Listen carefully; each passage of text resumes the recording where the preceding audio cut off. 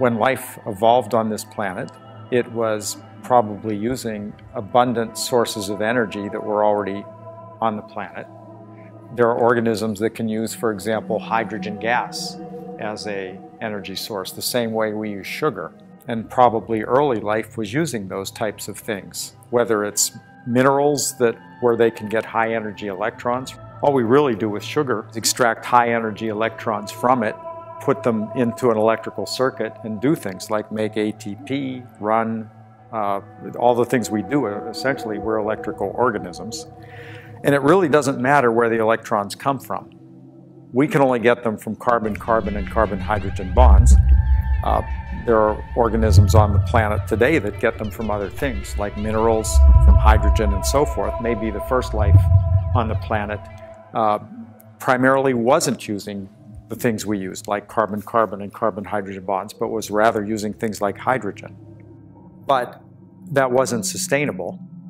There's only so much high-energy stuff on the planet to begin with, so a key thing that happened that made it possible for us to be here is at some point, and it's on the timeline, that organisms evolved this ability to do photosynthesis, specifically the ability to split water.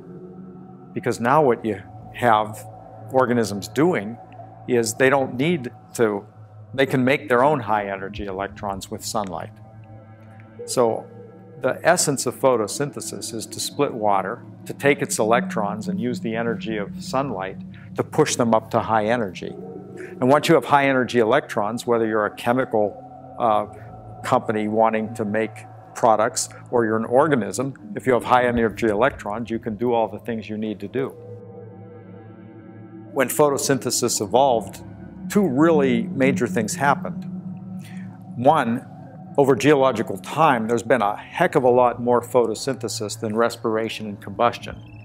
That's where all the oxygen on this planet comes from, is that imbalance. And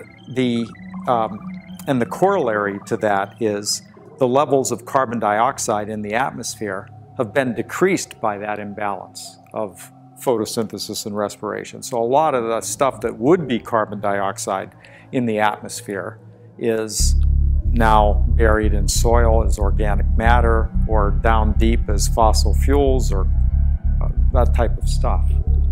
So the evolution of photosynthesis really changed this planet in remarkable ways. I guess another way it changed is that the things that had been fuels for life on the planet can't exist in the presence of oxygen. So if you had organisms living off of hydrogen, because there was a lot of hydrogen in the atmosphere, once you put oxygen in the atmosphere, the hydrogen's gone. It reacts with oxygen and turns into water. Or many of the minerals that organisms might have been using, they get oxidized. They're no longer food anymore for organisms. So now most ecosystems are based on photosynthesis, except for rare ecosystems where oxygen doesn't get to. So there's still organisms in some parts of our planet living off of minerals, for example.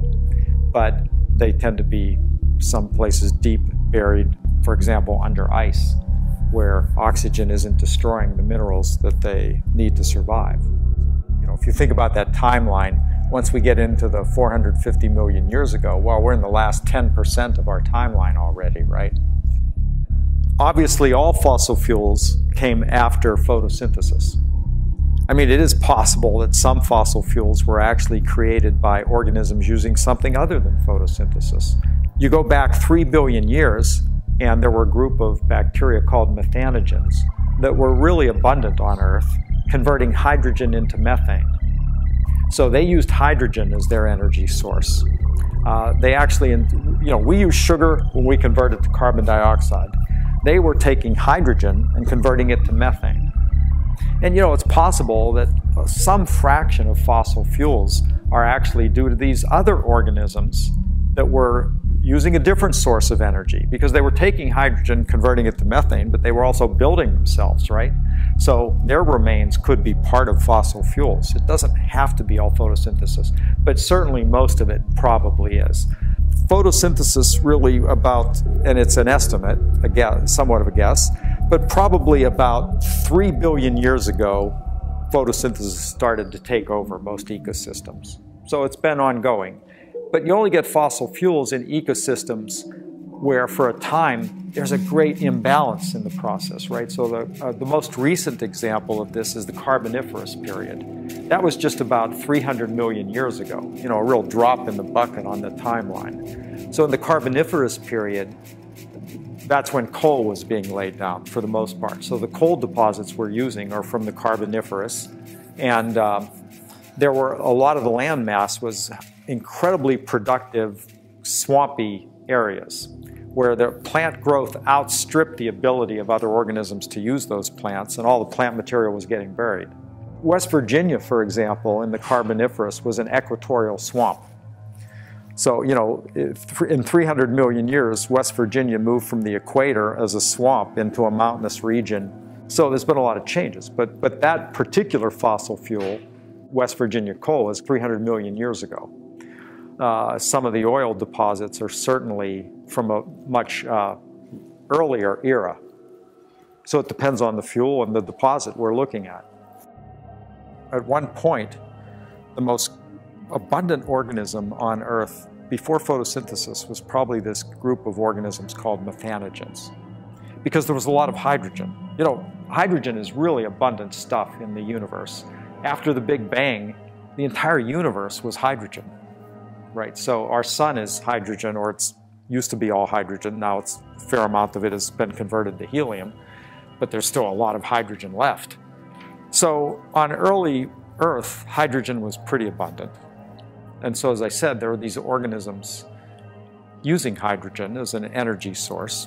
And since it was abundant and it was in the atmosphere, they could get it anywhere, so they really proliferated. You go back to when the Earth was formed, the sun was nowhere near its present amount of output. So it turns out that the sun was about 70% of its present output.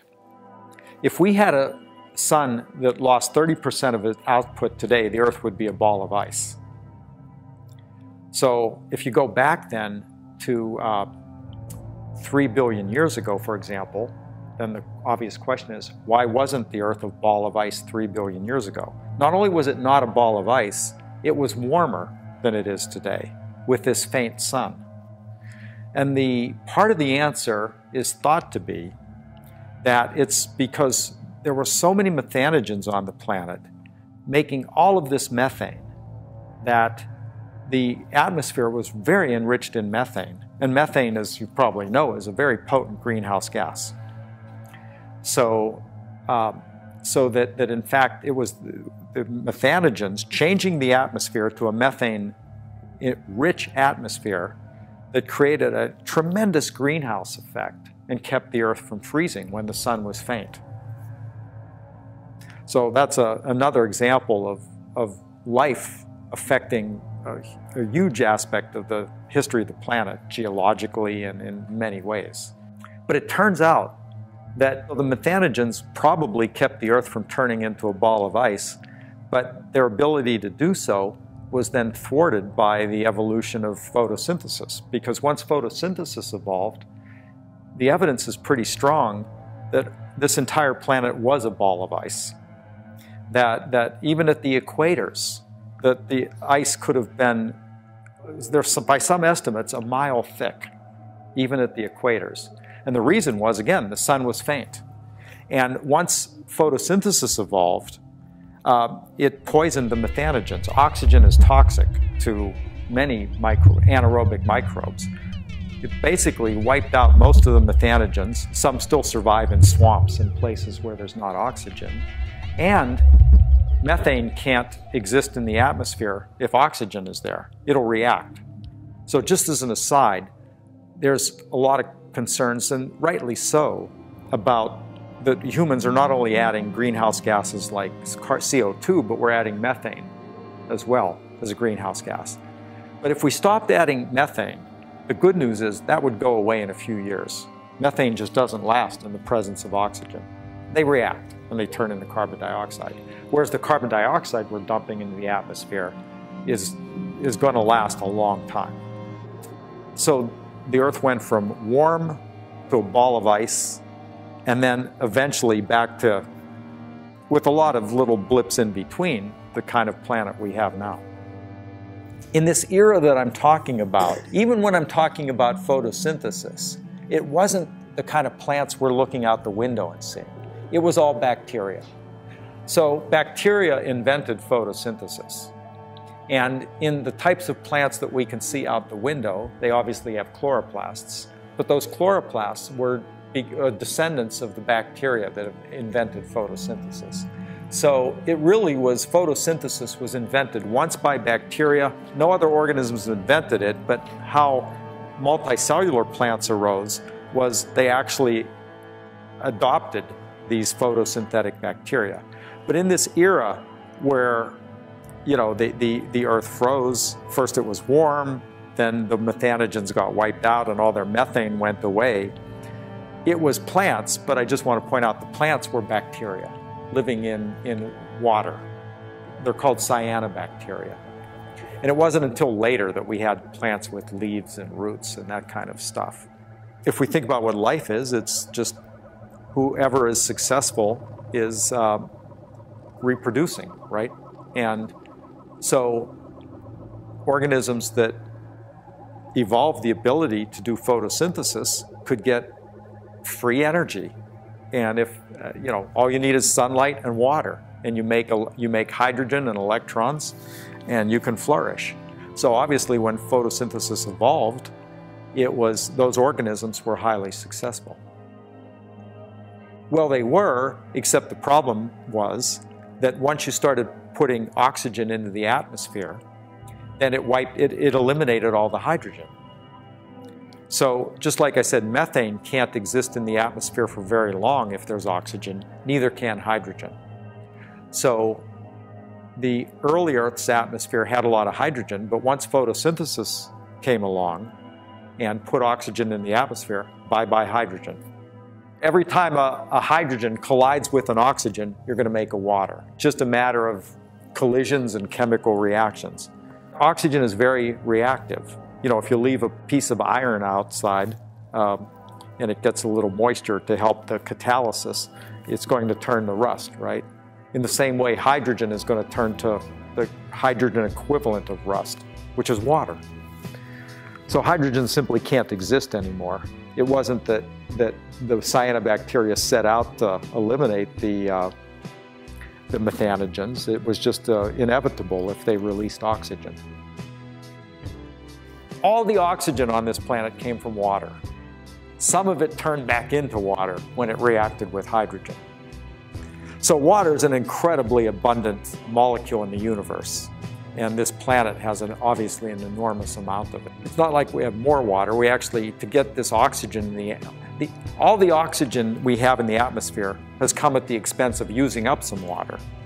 But you don't have to use much. On a percent basis, it's almost trivial compared to how much water is on this planet to give us the 20% oxygen that we now have. But that's where it all came from. So I guess we have a little less water on the planet than when things started because of photosynthesis. I mean, if you went back, you know, 30,000 years ago, we weren't having much of an impact, but we're clearly having an impact. You've seen all the curves on how much carbon dioxide is in the atmosphere. We're close to having doubled it since the Industrial Revolution. And so we're having a major impact on the chemistry of the planet. Carbon dioxide levels have almost doubled, and it's all due to us. Obviously, if we double the amount of anything in the atmosphere, something's going to be different, right? And the something that's going to be different is the planet's going to get warmer. There's just no question about that.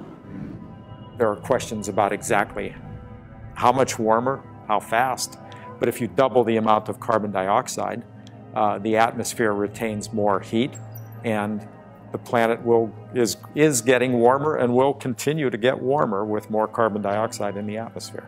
In the same way that the methanogens put a lot of methane in the atmosphere, it kept the planet warm.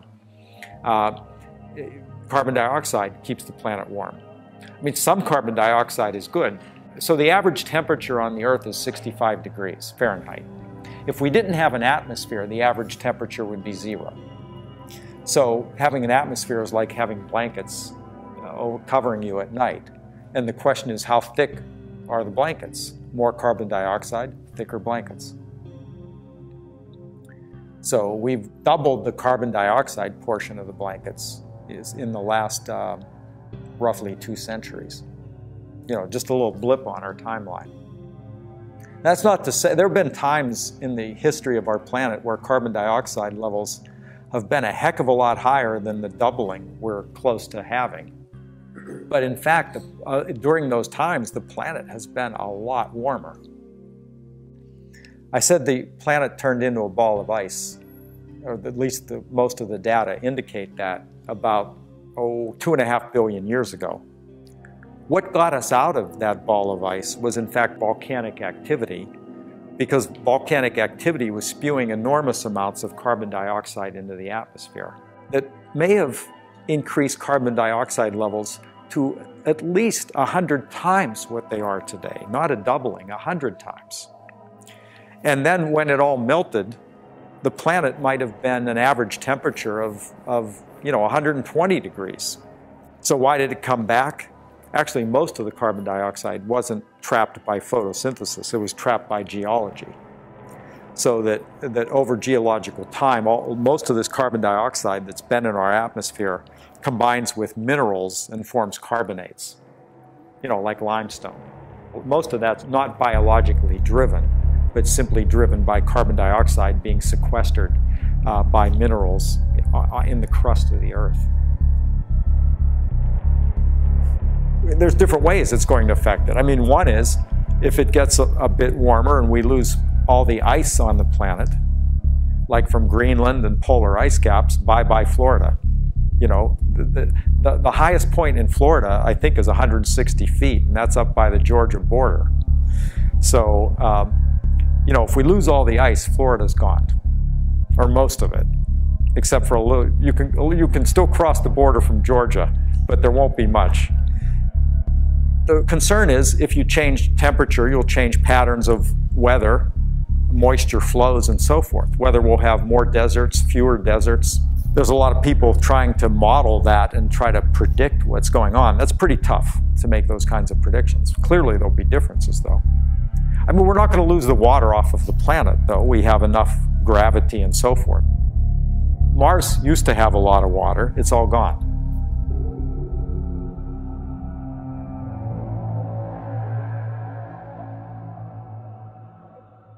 There's been different periods of fossil fuel formation in different eras in different parts of the planet. But it's wherever there's an excess of photosynthesis, where the products of photosynthesis, wood, plant material, aren't broken down by organisms. And when they get buried, then we have fossil fuels of various sorts. Whether it's, the most recent examples of fossil fuels would be peat bogs. There are parts of the world where people dig up peat and burn it. That's a really recent fossil fuel. Or whether at what point do you call it a fossil, and what point is it just recently buried plant material? It's all a continuum, right? So I don't know where you draw the line. That's the problem with most things. There's no strict line to be drawn. But if it's been buried long enough, we call it fossil fuels. And in certain geological formations that are older than coal, it's mainly oil. But even oil is not one thing, right? The oil from one part of the world is quite different than oil from another part of the world. It's not just one. Oil isn't one thing. It's a lot of things. It ranges from what refineries call sweet crude, because you can make gas out of it. You get the best yield of things like gasoline, to things like the tar sands up in Canada, which are, a real mess to extract fossil fuels from. But they're being mined because it's close to the surface. So they've found, technology's been developed to deal with tar as a fossil fuel.